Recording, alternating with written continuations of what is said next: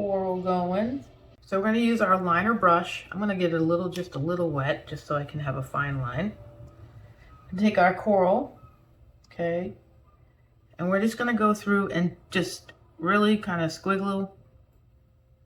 Nothing, it's just to give some highlights over here because this is starting to get really dark.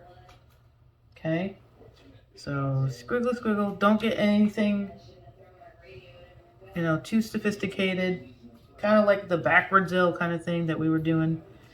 Instead of the black L, we were making that L black, you know, kind of thing. This is kind of the opposite, but it doesn't have to be anything special. You can make it straight lines if you want, or you can make it squiggly like what I'm doing, however you want. But we just want to add some light over here and of course some fun.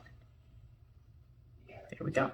Okay, and then we're going to come over and do the same thing with our signs. So just a little squiggly, squiggly, right? You could do a little on here if you wanted to.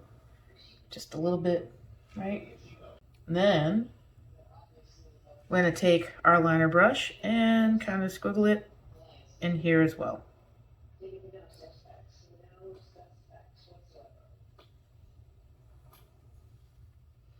It's just adding a little bit more highlight and some movement. All right, so I'm going to grab my 14 flat again.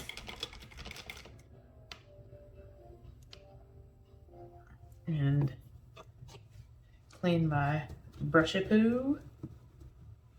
Move that over there. Maybe this would make sense if I put it here.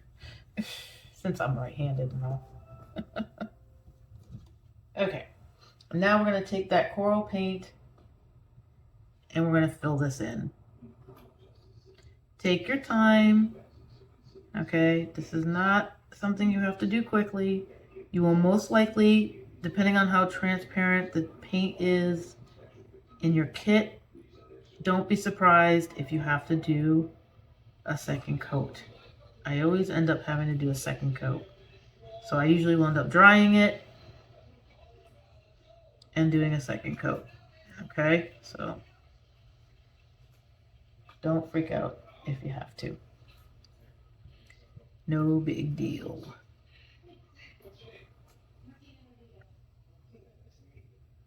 Okay, so like that, and like that. And then you can always use the edge of the brush to finish off your edging. And then see, yeah, see, this is what happens.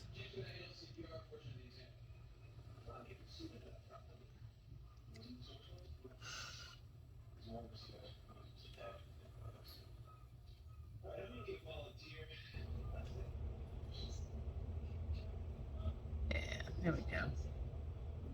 Just until you get something that you like. So it looks like it's, once again, rounded.